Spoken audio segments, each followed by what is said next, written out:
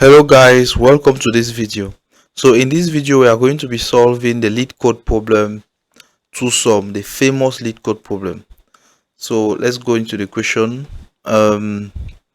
Given an array integers, nums and an integer target, return indices of the two numbers such that they add up to the target. Um So we have to return the indices, not the numbers in themselves. You may assume that each input would have exactly one solution, and you may not use the same element twice. You can return the answer in any order. Yeah. Let's look at this example. Input norms and the target 9. So we are given an input array as norms and a target 9. So we are supposed to look for two um, numbers inside this array which will sum up to give 9, and we have to return the index of those numbers in any order, and we cannot use a number twice, and we are sure that every array that will be given will have a valid solution. So we are sure that there are two numbers in that array that will sum up to give 9. Okay, that's interesting. Um yeah, that's great. And then you have okay, so here we have the output 0 1, and the explanation is because num 0 plus nums 1 is equal to 9. So if you look at num 0 is 2 and nums 1 is 7, that sums up to give 9. Example 2, you have 3 2 4, the target is 6. You see that the output is the index of 2 and 4, which sum up to give 6. Example 3, the same thing, the index of 3 and 3, which sum up to give 6. So we return the index of two numbers that sum up to give the target, and we are sure that there will always be two numbers that sum up to give the target, and we are not supposed to use a number twice, or we are not supposed to use an index twice. Some of the constraints, let's look at some of the constraints. 2 is less than or equal to nums or length, and we know, so this simply means that the length of the array is always going to be minimum 2, maximum 10 to the power 4. And so the array is going to be made up of numbers uh from negative 10 to the power 9 to 10 to the power 9, and the target is also going to be in that same range, numbers from negative 10 to the power 9 to 10 to the power 9. All right, so if you have an array like this, 2 7 11 and 15, so what we can do, we can loop through this array or go through this array once. We are going to take and check 2 is 2 plus 7 equal to 9. True. So we are going to return the index of 2 and the index of 7. So we return 1 0 and 1. Or what if this array was not in this kind of situation? Or what if the array was not like this? What if we had 11 and 15, then 7 and 2? Okay, so and a target of 9.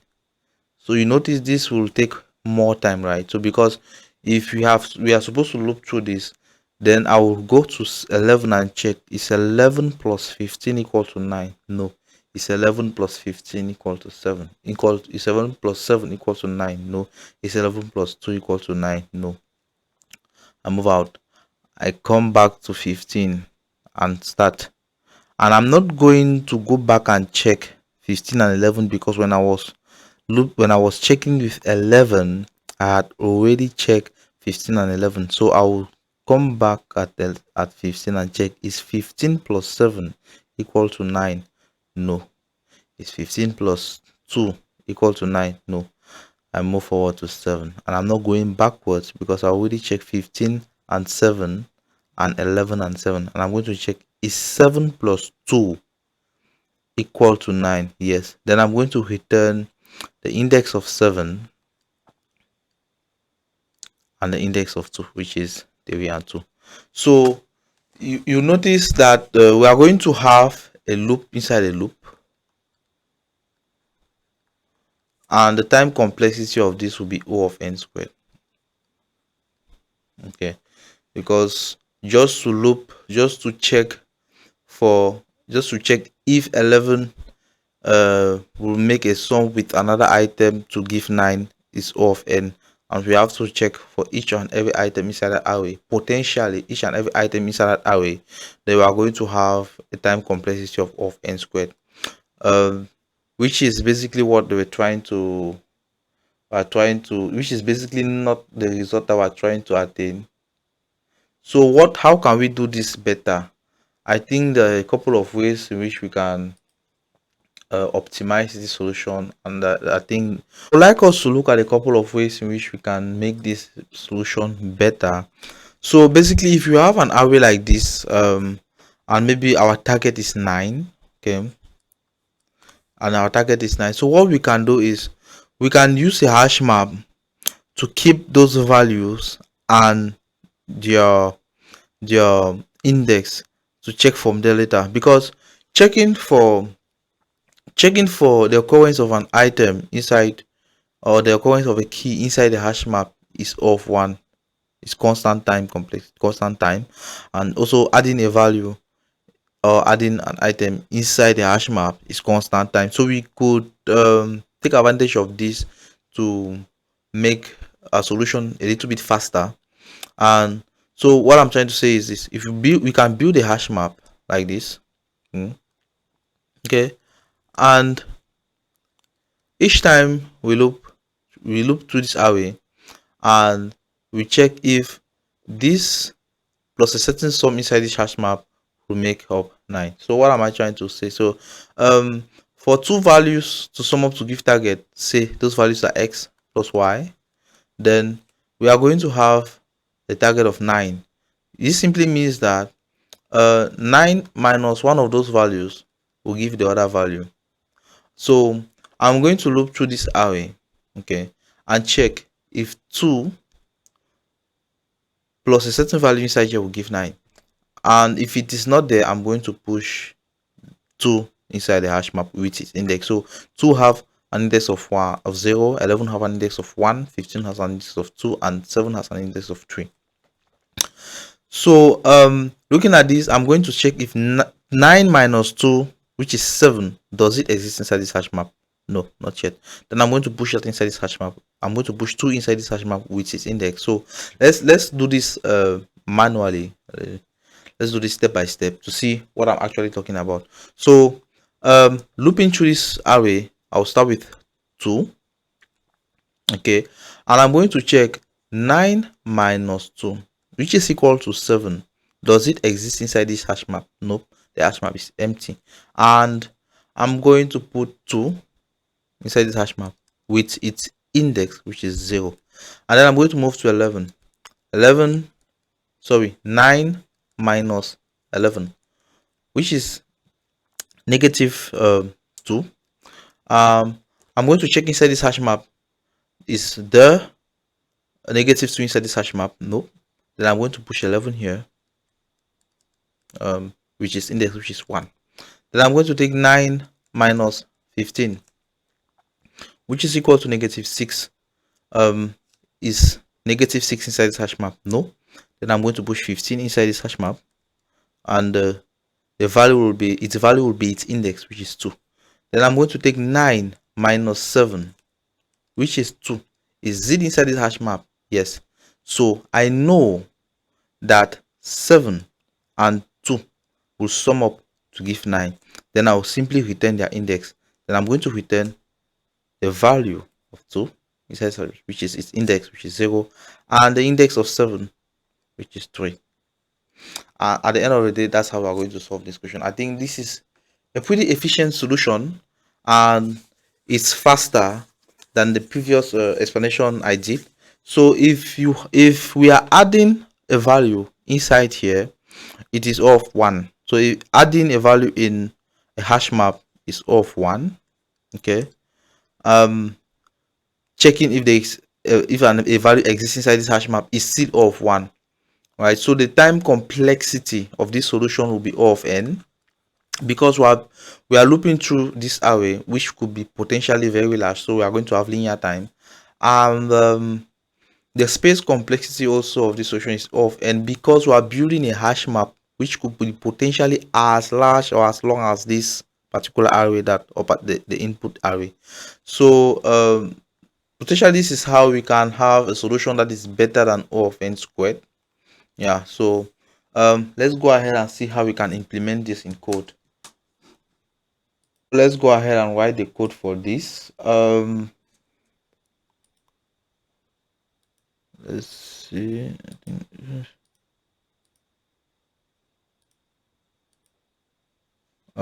okay. So yeah, basically the first thing we have to do is to create our hash map. So I'm just going to create a map. I'm going to set it to an empty, sorry, an empty map, and then I'm going to loop through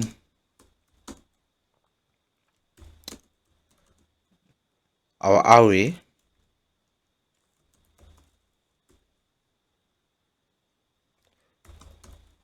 I'm going to loop through our array norms. So and we are going to check if the target minus an item, the items inside the array is present in the map. So I'm going to check that if our target minus simply norms I is inside the map. So if it is inside the map, we are going to return if it is inside the map, we are going to return an array with the index of if it's inside the map, then we are sure that okay, that particular item norms I plus the what we found inside the map is the sum to give the target.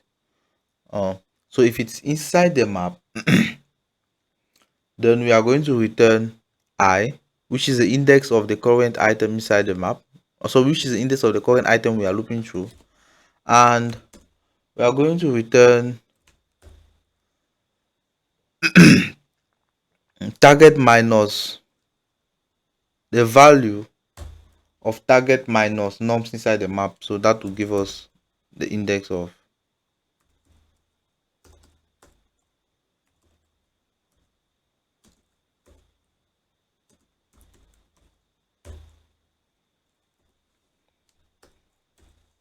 that will give us the index of that particular uh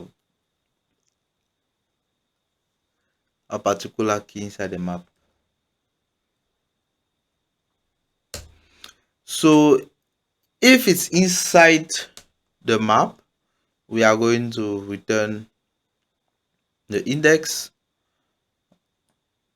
of those two numbers, and if it is not inside the map, what do?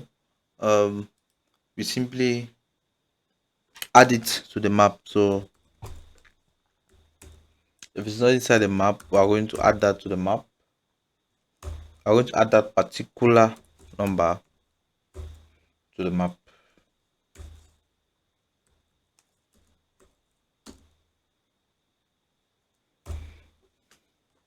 with its index. So yeah, so let's run this and see how it goes. I'm going to submit this code.